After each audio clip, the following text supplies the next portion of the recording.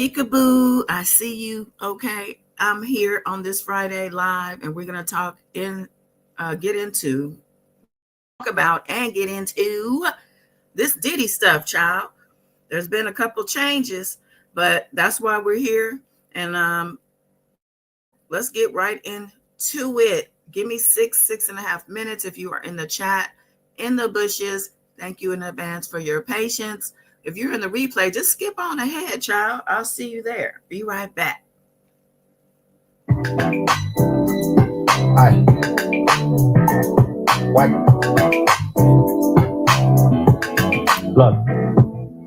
What they talking about? They talking about nothing. What they talking about? They talking about nothing. What they talking about? They talking about nothing. What they talking about? They talking about nothing. They talking about nothing. Hi. What they talking about? They talking about nothing. What they talking about? They talking about nothing. What they talking about? They talking about nothing. What they talking about? They talking about nothing. They talking about nothing. Peekaboo, she put the bookers in my chain. Peekaboo, 80 pointers like a cookie game. Peekaboo, 7.62s will make a pain.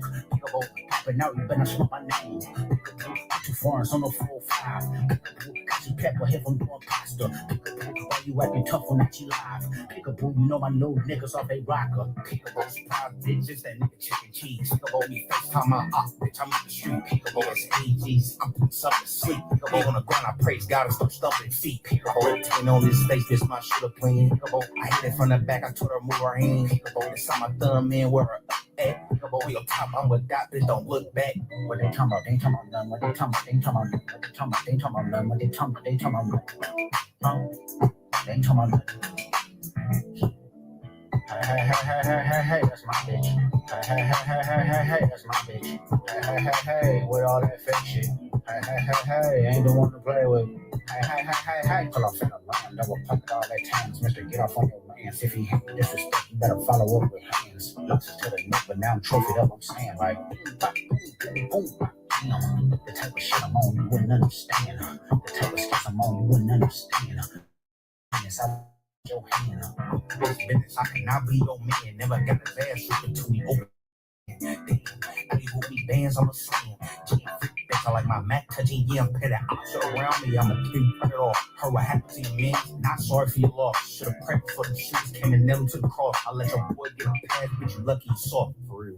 What they talking about? They talking about nothing. What they talking about? They talking about nothing. What they talking about? They talking about nothing. What they talking about? They talking about nothing. They talking about nothing. Ay, what they talking about? They talking about nothing. What they talking about? They talking about nothing. What they talking about? They talking about nothing. What they talking about? They talking about nothing. They talking about nothing. Peekaboo. Peekaboo, child. I was feeling that.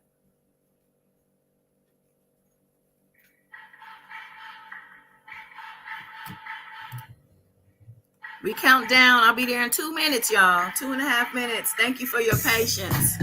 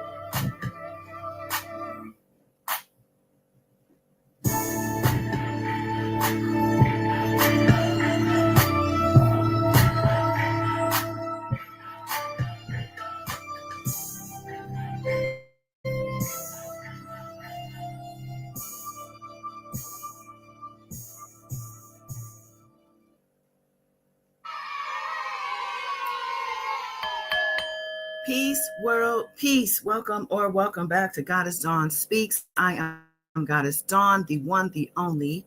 I'm also the $1 trillion goddess, a mindset, a frequency, and a vibe that you can come on in and get into, okay?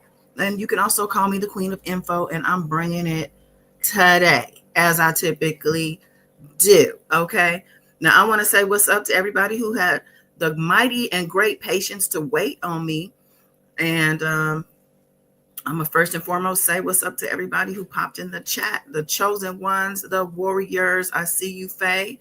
Yes, PJ, what up, Doe? Thought Poet, hello, hello. All right, I'm going to come back to the comments. Wow, Wayne, I see you. Thank you as always.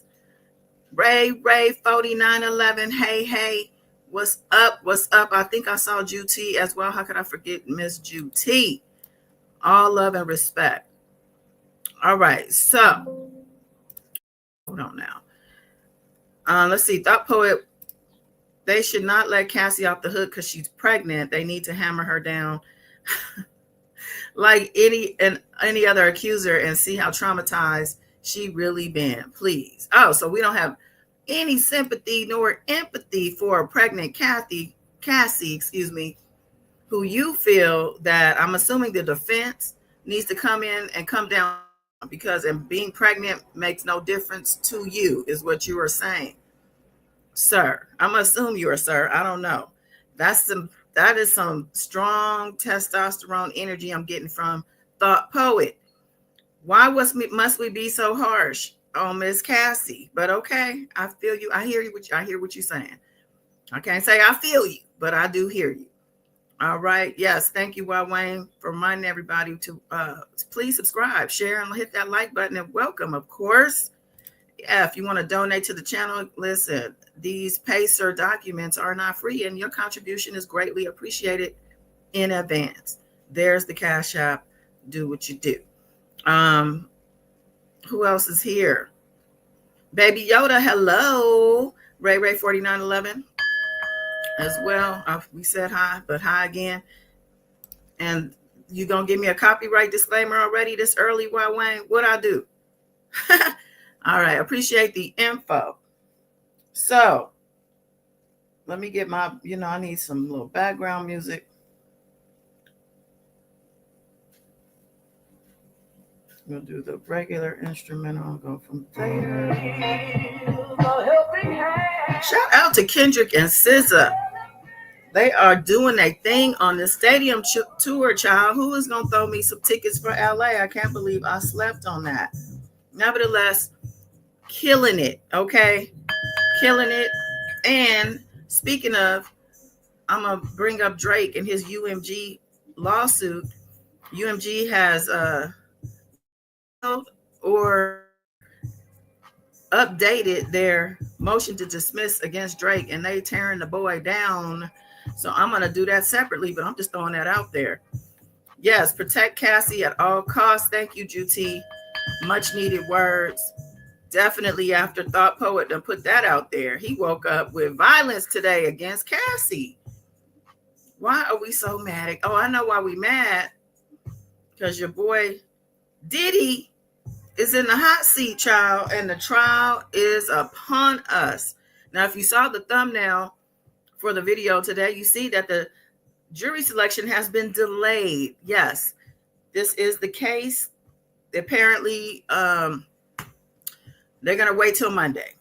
Now, it's not like a hardcore delay, but who knows what could be going on in these people's minds over the weekend. Remember, they have 45 potential jurors that they're ready to whittle down to the 12 that are going to take the seat and 6 alternates. So we're looking at 18 people who will be remaining for the duration of the trial, hopefully, because we don't need no jury issues. Now, there's a lot of headlines out there currently talking about how it's such a problem. It's such a problem. What is the problem? They already have the 45. They done went through 100 something people. Boom, bop, boop, bop, boop, bop, bam. All right. And they whittled them down to 45. They still have questions about some of them, and some of them, just ain't going to make it. But 12 of them will, and 6 will be alternates. I'm going to tell you what, too. My experience as an alternate, it is horrible. You got to sit there as a juror throughout the whole trial, behave like a juror. But then when it comes to deliberation, if you haven't had to fill on anybody's seat, you still got to hang around while they deliberate, but you can't be involved in the deliberation. You still got to sit on the outside of the circle when they're deliberating, and you don't know what's going on until it's over. Now, that's my experience. So just saying, I don't want to be in them shoes. Never, no mo. All right, let's get into court. They did have a court today, very short court time. And then I'm going to have some things. I have some things I have saved I want to share with y'all. Okay, just leading into Monday. Monday, the judge is still anticipating opening arguments to begin after they finish the jury stuff. Okay, so, and I guess in his mind, we're not really losing time. We're just taking a little break, and he probably needs it.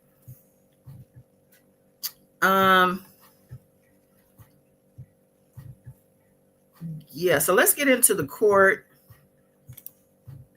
Let me get this picture down real quick.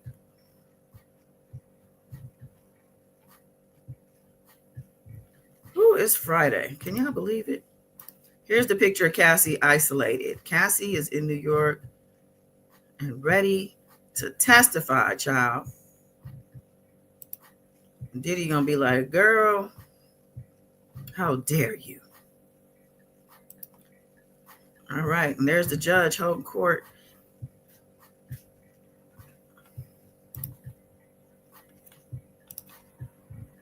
All right, let me get this on the screen.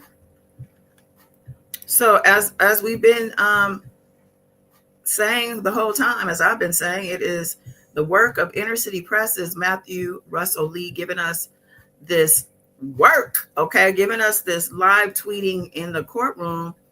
He said this is how they roll.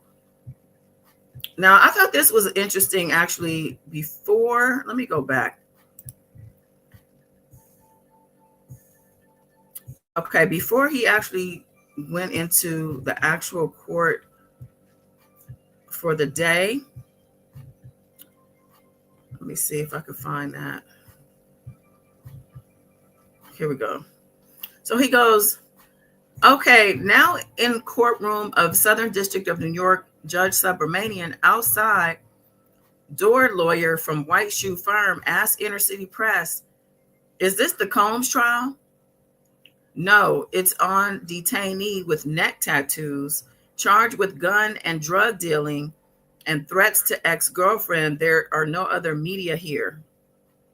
Then it says the AUSA said he was previously brought in for the threats to victim 1, but we erroneously referred to and got the no contact order about victim 1. Judge said next conference is August 5th for this defendant who remains detained. Now, I'm kind of confused. Are we talking? So this particular person being detained, they're saying is being detained for threats on victim 1 in the case.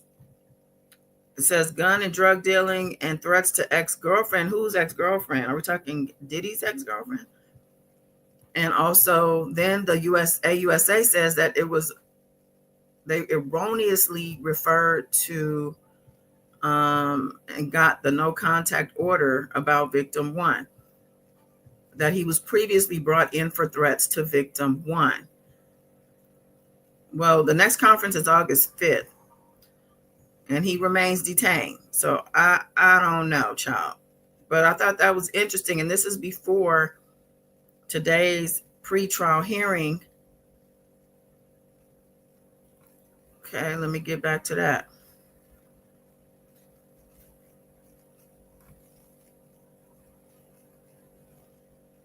Hold on.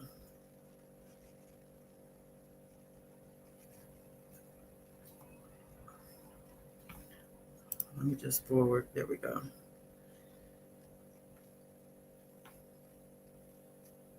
All right, all rise. Judge Subramanian, anything before preemptory challenges. Assistant U.S. Attorney says Juror 295 should be excluded based on her email to the jury office, personal safety. The judge says she's out. And the AUSA said, and Juror 146 has a lawsuit against the city, undisclosed. Combs' lawyer, Agnifilo, comes in and says, okay, but what about Juror 131 who worked at legal aid? The judge said, that's different. 146 is out, but 131 is still in. I propose we bring in on Monday, the 12th, the 6 alternates and the 3 remaining, or should we do the strikes on Monday? Prosecution says we oppose to doing the preemptory challenges on Monday. We want to start the case then. We'll confer. The judge says, I'll give you 5 minutes. Combs' lawyer, Agnifilo, says, you're saying all strikes on Monday? The judge said, you proposed Monday, so they'd be in the courthouse. Agnifilo said, I think that's right. Like Juror 295 decided she didn't want to be on the case. We already lost one juror in the last 2 days. So yes, let's do it Monday. It could be 10 or 15 minutes. So I'll bring them in Monday, see if we lose someone. The prosecution says we strongly oppose this.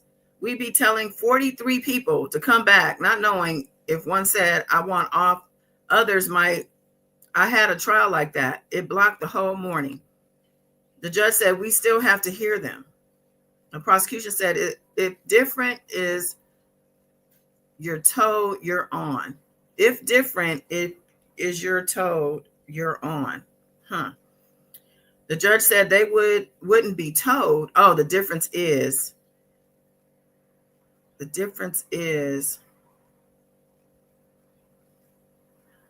Okay, I done lost that. Here we go. You're told you're on. Oh, the difference is you're told you're on. So if you're told versus you're coming back and we gonna see. Okay, so the judge said they wouldn't be told. You're in a group of 43 just to come in. The prosecution said there will be a very long line. Will the jurors be stuck? Could they skip the line? The judge said that's a fair question. He said, let's take a break. I saw that guy's little video. I was going to play it, but okay. So it says, while Judge Subramanian checked with the jury department, Combs in sweater is chatting with Nicole Westmoreland. That's the new lawyer. Meanwhile, Agnifilo and Maureen Comey talk. Now Xavier Donaldson is jumping in. Drum roll. Xavier Donaldson is the other new lawyer. So he got 2 new Black attorneys on his team, Diddy, and Xavier Donaldson and Nicole Westmoreland. They are both self-employed attorneys. They're not with big firms. And that's all I really got. All right. The judge said, we can get the 43 in early at 8:30 a.m. on Monday and strikes at 9 a.m. Opening statements at 9:30. Wow, he's very optimistic. He said, the reporter said, we'll see. Prosecutor Comey says, I still object. And the judge says, Mr. Agnifilo says it will take 10 to 15 minutes. I deny pseudonym to victim 5. What about the other? Oh, he denied a pseudonym to a new victim? Who's victim 5? Prosecutor said, we still don't know, but we'll keep the defense posted. Oh, wow. The judge said, as to the exhibit objections, Prosecutor Johnson says the photo of victim 1 is not more prejudicial than probative. Combs' Alexander Shapiro says it suggests sexual conduct with an underage person. AUSA Johnson says victim 1 attended a party with the defendant 2 years before this photo, which was taken on May 19, 2005. She signed with the defendant's record label. A visual speaks volumes. We're not suggesting what Ms. Shapiro said. In 2005, she was of age. The judge said, I'm going to allow in that exhibit. What about the text messages? I'd appreciate some case law. Ignifilo says, I'm not sure of a hearsay exception for them. The judge said the employee testimony will do on a case-by-case basis. AUSA said, Bruce of Bad Boy? Bruce of Bad Boy, who was that? Let me write that down. Bruce of Bad Boy.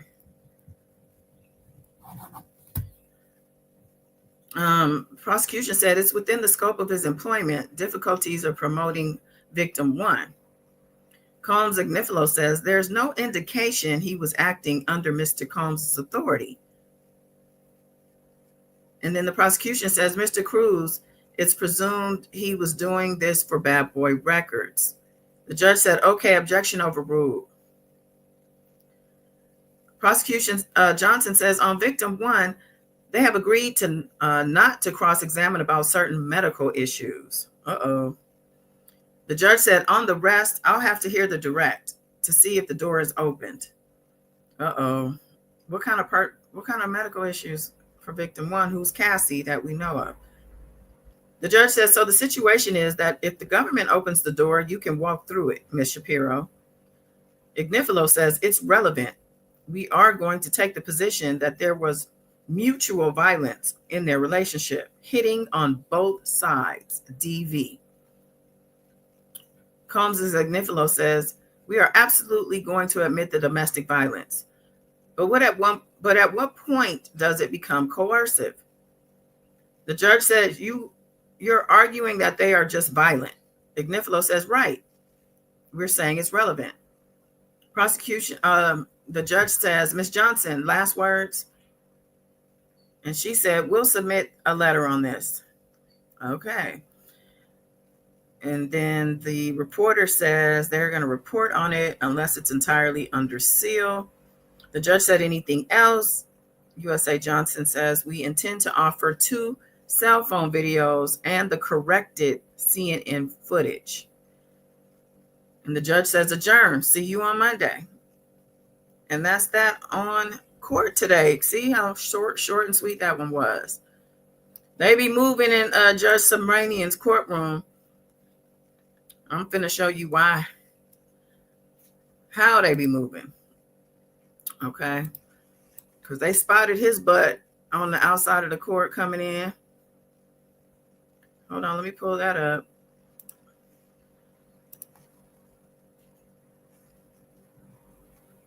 Hold on, child.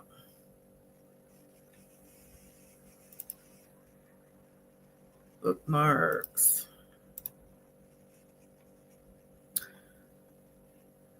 Okay, I'm going to show a couple things actually, but let me start with that. I think here it is. That's the judge. Yesterday, I believe. Looking like a college kid.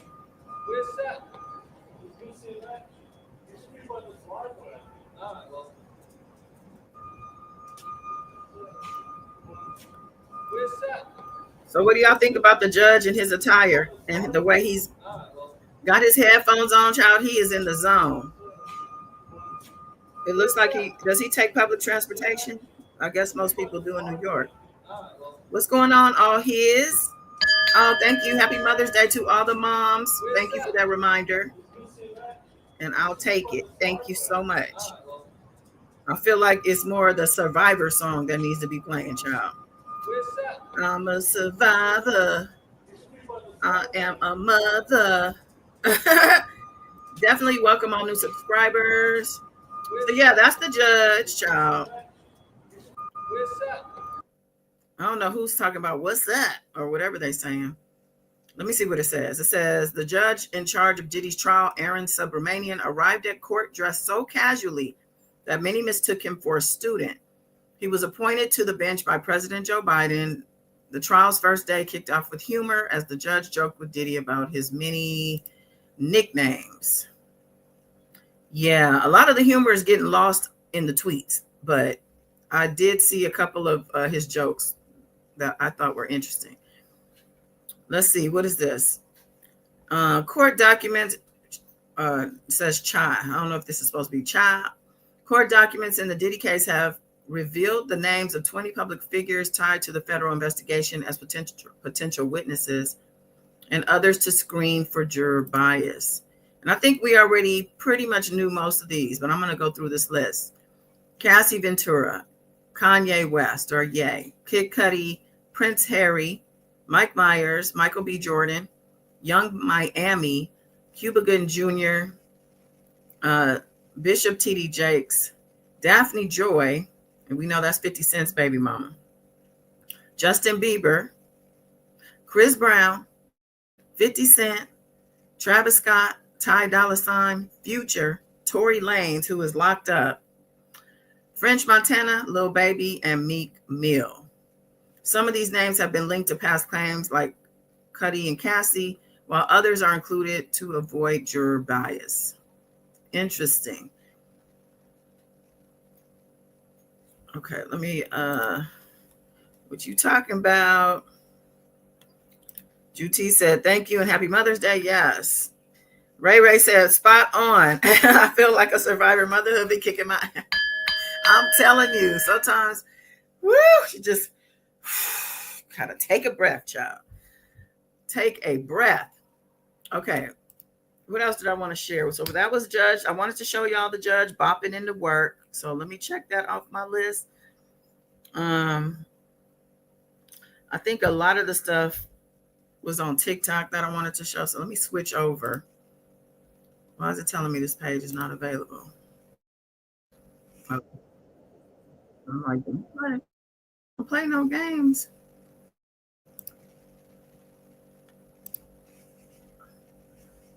Okay. Now this girl's update is from yesterday that I'm gonna show y'all, but she said some interesting things. She was in the courthouse.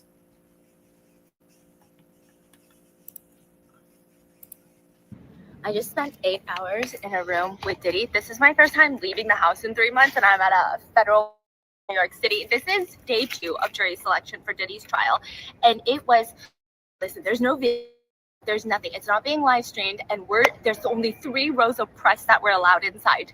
Listen, the sketch artists are so good, but something about seeing him in person in the same room was so intense. He would turn around and make eye contact with like each members of the press and just like everyone in the courthouse.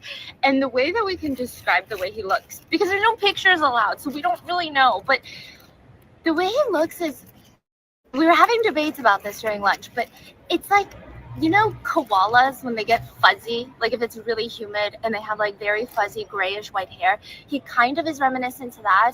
But let me tell you, the way he looks at every single person in that courtroom is the most intense thing ever. I feel like he's challenging people to break eye contact first. I almost peed myself. But I'm going to go through all of the jury selection details in maybe another TikTok, maybe in a YouTube video. Follow Rotten Mango on Spotify, wherever you get your podcasts, YouTube. But starting Monday, once the actual trial starts, once the opening statements start, I'm going to be in there every single day, and I'm going to give you all the details every single day. Well, she since in her caption here apologized for the koala comment. She said it makes no visual sense, but the intensity in his stares is a personal opinion, and maybe he wasn't even looking at us. I'm pretty sure he was looking at them, and this is probably why there were quite a few of these courtroom drawings making him look so intense at these people. And I even made a comment to say he's probably knowing these people are drawing him or writing about him, and he is making visual eye contact to these people. Child, what else do I have over here now? Let me bring this guy down. Yeah, I could see why that could be a little intimidating. Absolutely.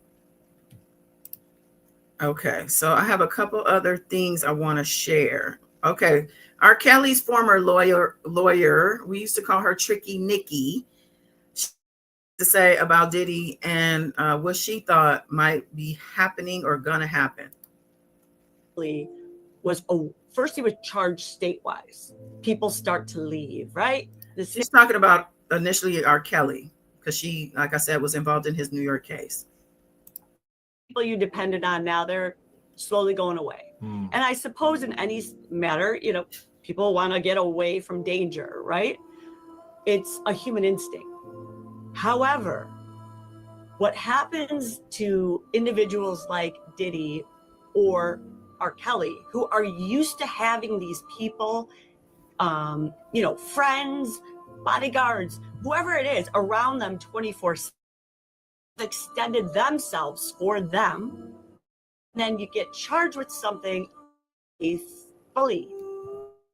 It is such a dehumanizing feeling. I know that that's how R. Kelly felt. I personally, one of the things I was responsible for was talking to some of his prior boys, a better word. Some people weren't answering their phones. People weren't. It is crazy. And I get it in the one hand, right? Nobody wants to associate themselves with someone who's being charged with a crime like this. Right. However, if you are there and you know that these facts did not go down the way this person is saying they went down, and you're running, it says a lot. And everyone ditched R. Kelly. Okay, now there's a huge difference though between R. Kelly's fans and friends and Diddy's fans and friends. R. Kelly kept his like grassroots, people that he had worked for him. It wasn't celebrities. He didn't branch out and do things because his gift, for lack of better words, was singing. Where P. Diddy surrounded himself always with the best of the best, the actors who are the, you know, the best actors, the elite. I don't even have to go into all the people that he's named. Right, and right. There is a video on YouTube, and it's on every. The names off all these people, okay? And at the time, prior to his arrest, I'm not sure that the world really knew what that was about, right?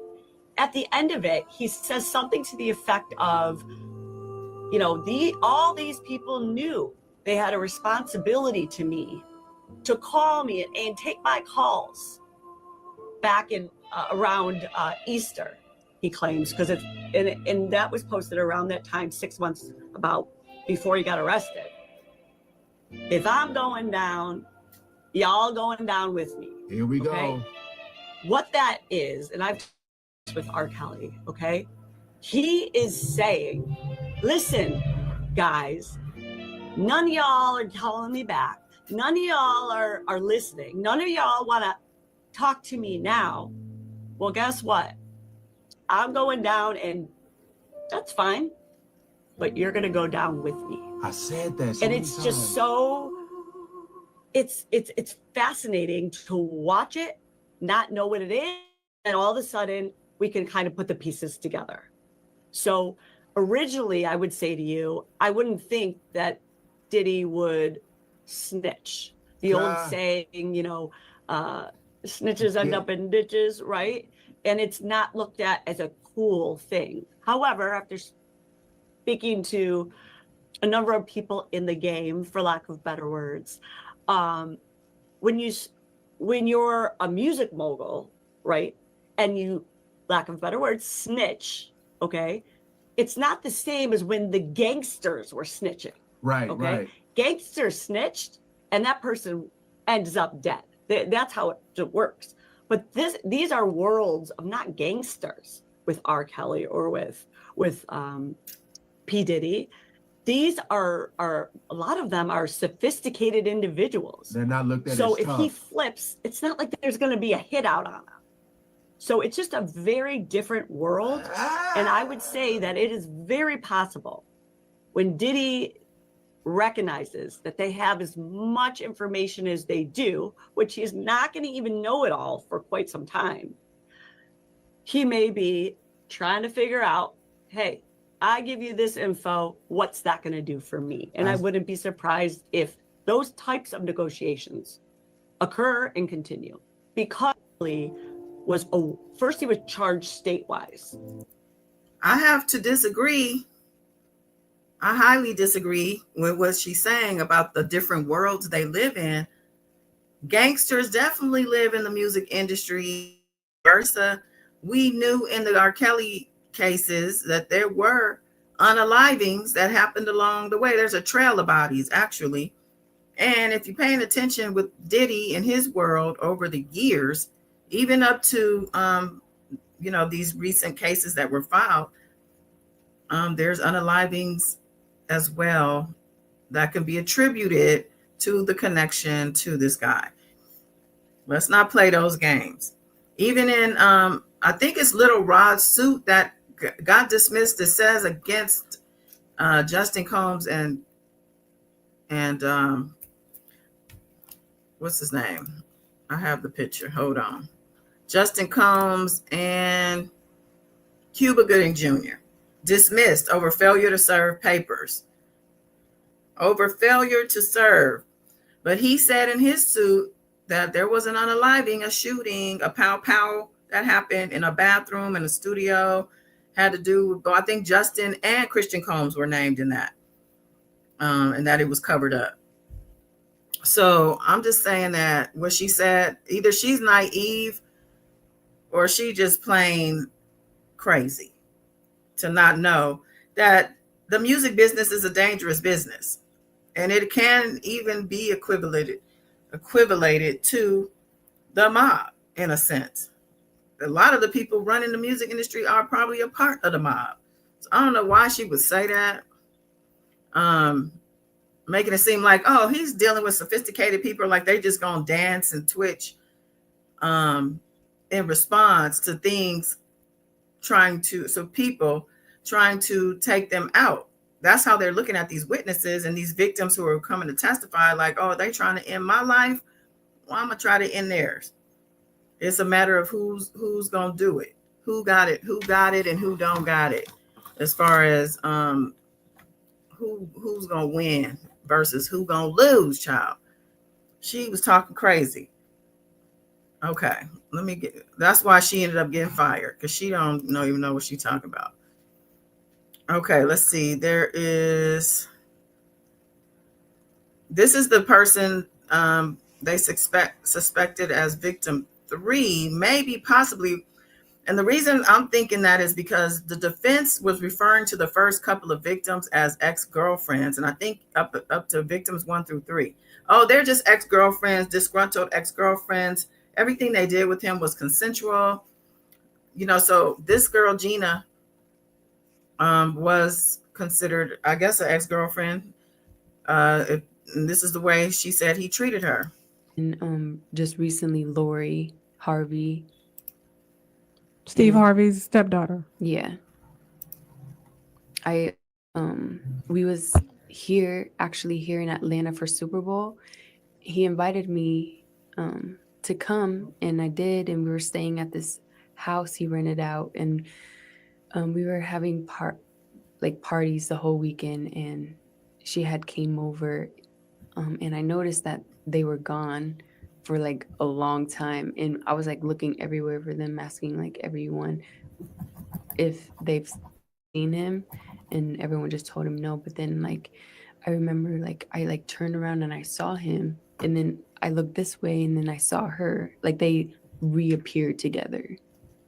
I mean, separately, but like reappeared at the same time. Because I was looking for her too. At the same time, I was looking for him because I suspected that he like snuck away with her. Mm. And now she's like at family functions and like he invites her to his events and stuff in Miami, and they was just in Virginia not too long ago.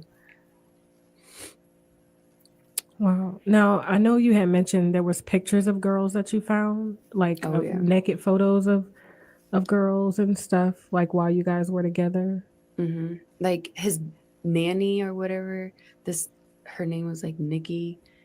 I saw like her sending him pictures of her vagina to his phone, and I asked him, and he was like, well, what do you expect? You're fucking with a rock star. Like that's what he would say to me. A rock star. Yeah. Oh, okay. Or superstar, whatever he said.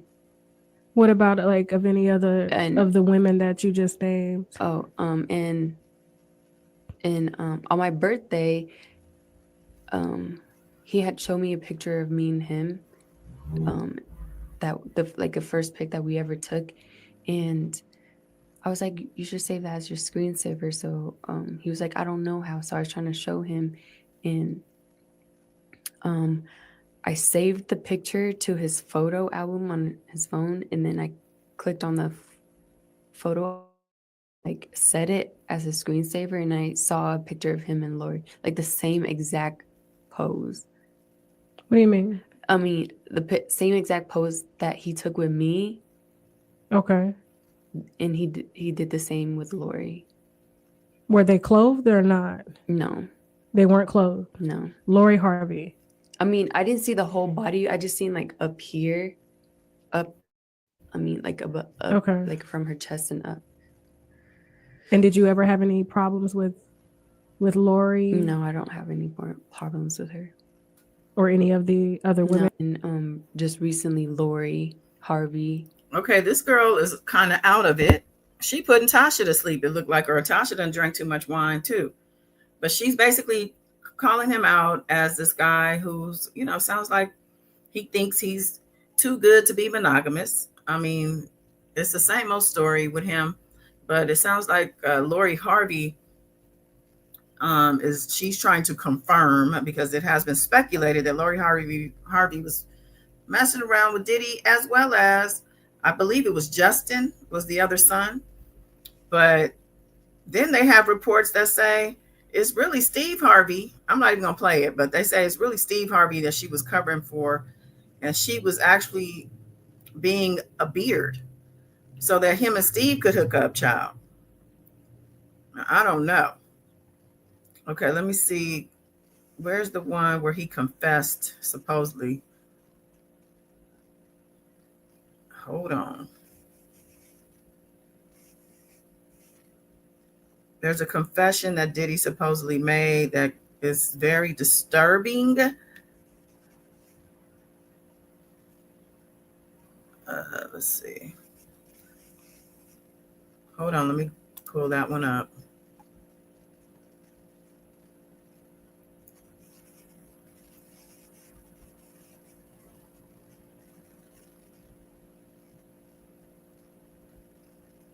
Okay, maybe it's IG.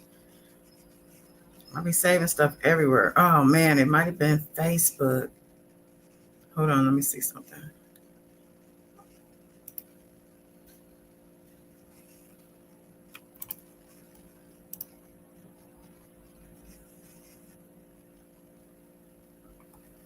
Let me move over to Instagram.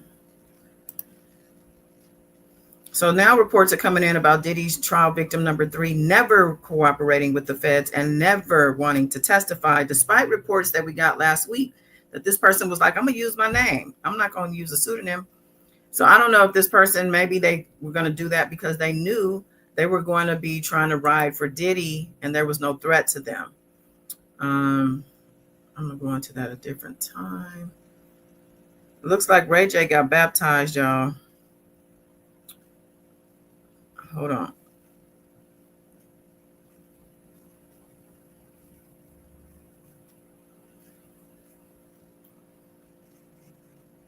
Okay, I found it.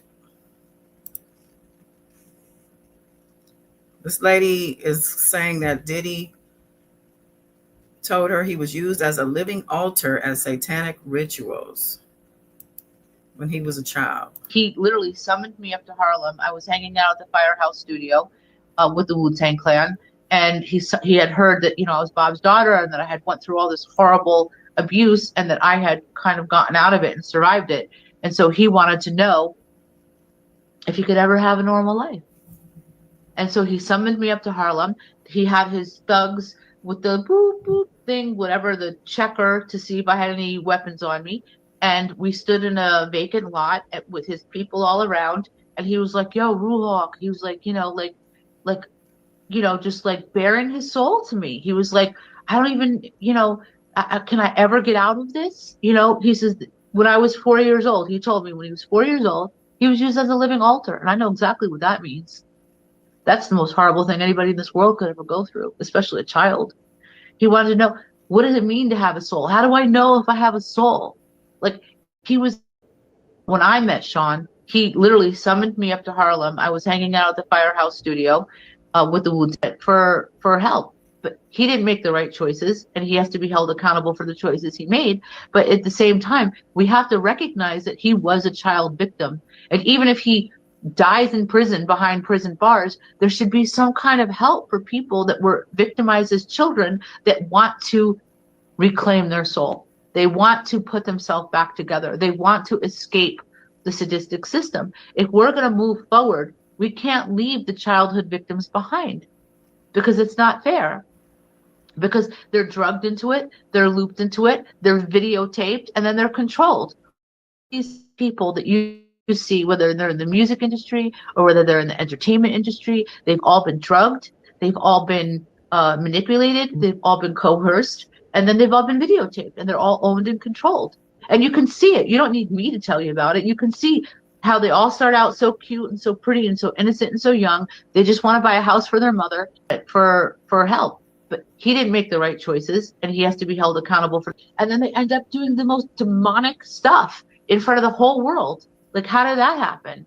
You know, so until we figure out how to start making some kind of society where we have educated, trained, stable individuals that know how to deal with people that are coming from this sadistic world and this sadistic abuse, that we can help them, teach them how to put themselves back together and heal from it.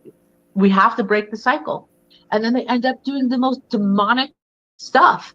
Well, the cycle being broken is probably not going to start with Diddy, because from what I can tell, just from the things we've been seeing over these past months, year and a half, that his sons, and who knows, maybe also his daughters, have been affected by his behavior. The boys, the guys, are listed in some civil suits. And it's a horrible thing. I think there's just a couple more things. I definitely want y'all to see this. This is a short I came across on YouTube, child. Diddy is one of the most hated inmates at the MDC jail by both inmates and jail guards. An inside source claims that Diddy is one of the least liked prisoners in MDC Brooklyn, but why? He is supposedly acting like a bratty, entitled celebrity.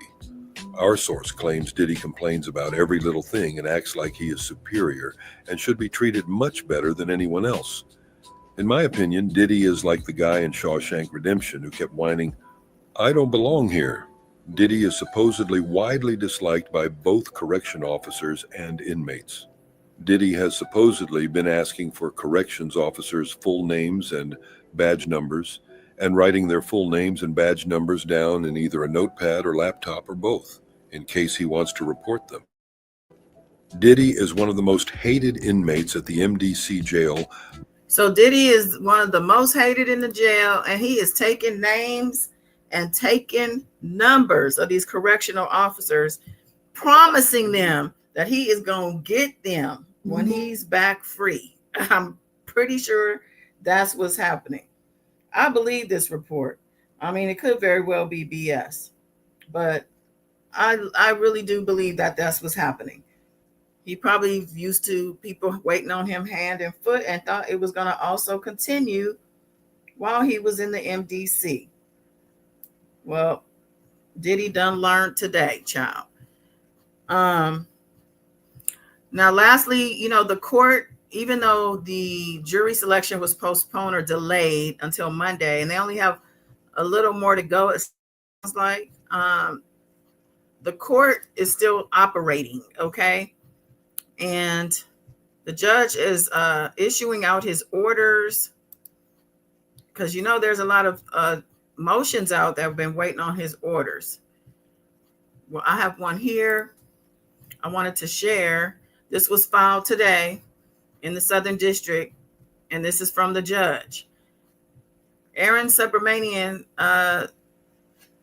United States District Judge, says defendant Sean Combs has moved to dismiss counts 3 and 5 of the superseding indictment. And I believe that motion was just filed, I think, yesterday.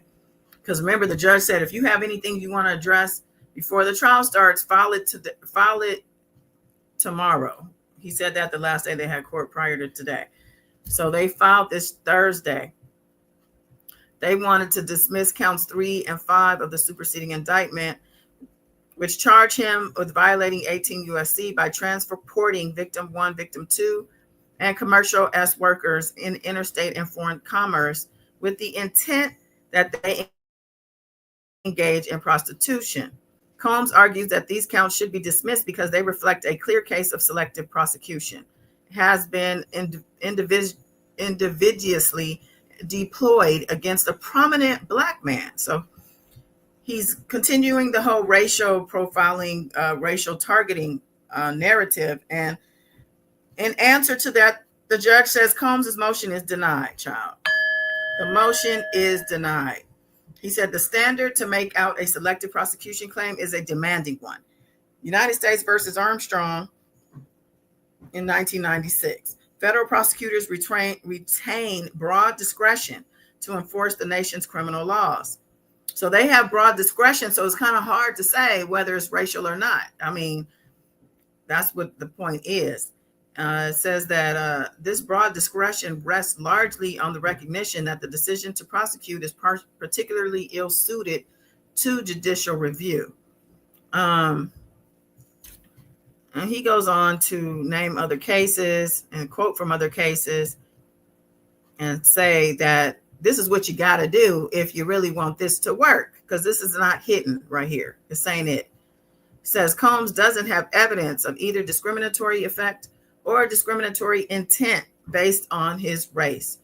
On discriminatory effect, Combs offers up several examples of prominent individuals whom Combs believes may have violated 2421 and were not prosecuted. So is he snitching like the ex-lawyer Nicole that he was going to do? So he gave them a list of people. Well, he did this and he never got prosecuted, and so did he, and so did she. Combs says race is the reason and they were not. The government responds by pointing out that these individuals aren't similarly situated to Combs, given the sex trafficking allegations against him. The broader pattern of alleged racketeering activity by Combs, that Combs allegedly transported victims and not just commercial S workers across state lines, and the lack of proof that Combs exemplars committed acts of meeting all the elements of the statute. Yeah, he's being very broad with his accusations, and he needs to be given case law, statutes. He needs to be given the 1, 2, and the 3. And he's not even given the 1, child. Combs, it says, let's see. On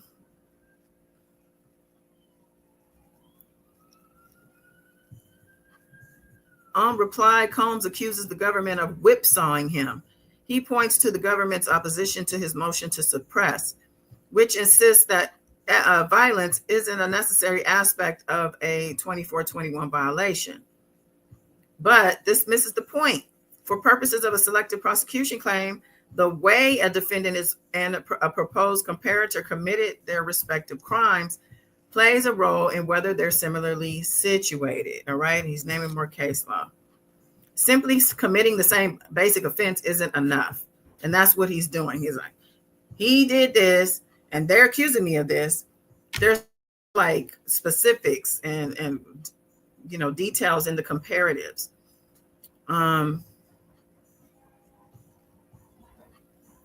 So he's telling them basically how, based on just that alone is enough to deny this motion.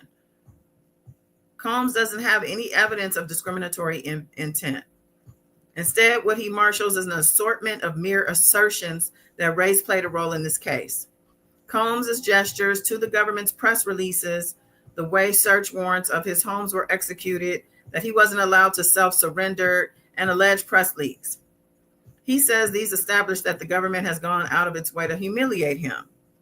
However, Combs doesn't point to any evidence that racial bias played in a role in the government's actions, that the prosecution team was responsible for any leaks to the press, or that the way Combs' homes were searched bespeaks of a discriminatory purpose.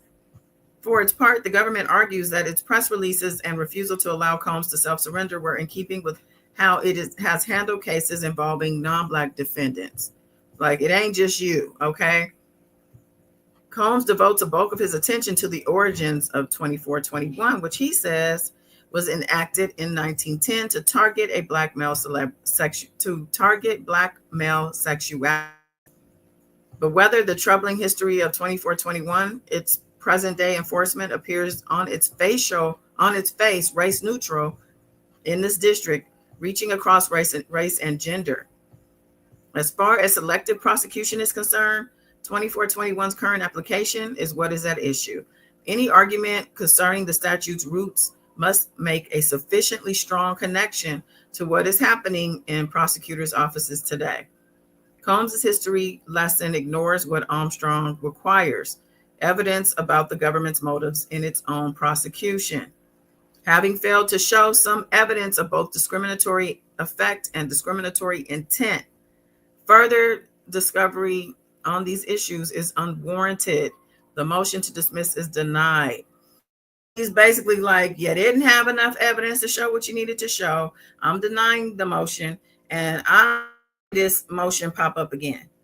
Further discovery is unwarranted. It doesn't matter what you say at this point. You've already laid the basic ingredients, all right, for this thing you're trying to cook. And I don't like it. I don't want no more. Don't bring this back to the barbecue, okay? We don't want it. So that's one of the most recent things as things stand currently. But what we have to look forward to on Monday is opening arguments, the finishing up of the jury selection, as well as opening arguments from both sides. And hey, if we get lucky, maybe we'll get a witness on the stand. Okay. Witness will be Cassie. The judge made another order about the suppression of. So that one was for suppressing, that was for not charging, throwing out, should I say, some of the evidence. And this one, which was filed today as well, is another order. Defendant Sean Combs moves to suppress evidence the government obtained. Oh no, this is the evidence one. And the other one I just read was denying what? I already forgot. About the racial discriminatory thing. He wanted to drop a couple of the charges. That's right, the elements. Okay, so that was denied, and then now here he is addressing the motion to about the raid warrants.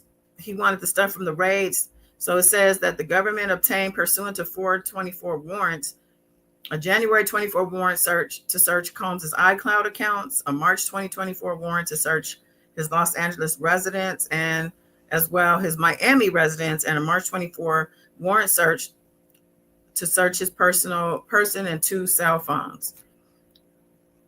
It says that Combs claims there are 2 grounds for suppression. First, he argues that the government warrant applications were intentionally misleading, and he cited Frank's hearing. And second, he says that the warrants were unconstitutional general warrants. For the following reasons, the motion to suppress is denied. Okay, so we have another motion, a very important one for the defense, being denied by the judge. He said no Frank's hearing is required here, and goes on to explain why their argument doesn't stand. They also say the claim misstatements and omissions are not material. There's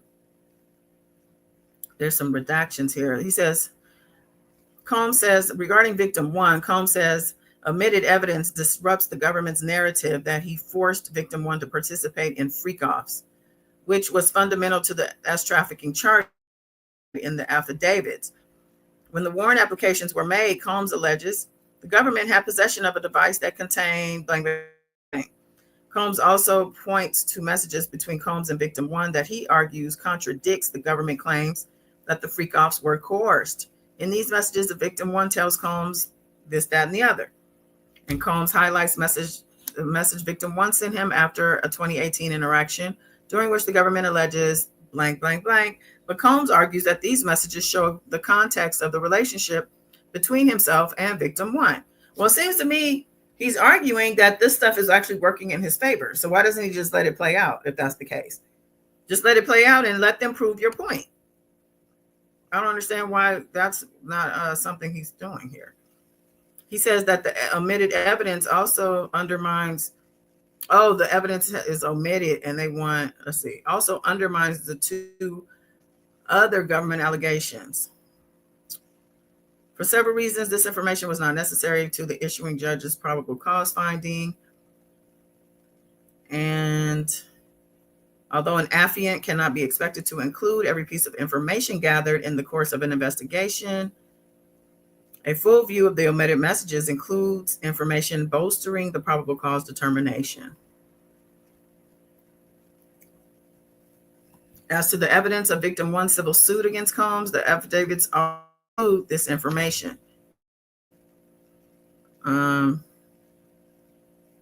So she submitted an affidavit with the civil suit. Okay. While the affidavits don't reveal that Combs eventually blanked to resolve the case, it's unclear how blanked undetermined undermines victim 1's credibility. Opposite. Oh, I probably should have read this first because I don't understand it. And it's the whole 15 pages. Okay, I'm going to come back to this because I need to understand what this is all about here. Well, basically, at the end of the day, the judge denied the motion, and the motion was to suppress evidence that they got from the raids, certain evidence. Sounds like part of that evidence has to do with that hotel video, as well as some freak-off stuff. But to me, like I said, if they're arguing that all this just really shows she was with it, well, then let them show it. What are you mad about? All you have to do is cross and say, this is showing actually what we are here to, or whatever you're doing, But I wasn't trying to get all serious on this Friday, child. I'm trying to keep it light and funky.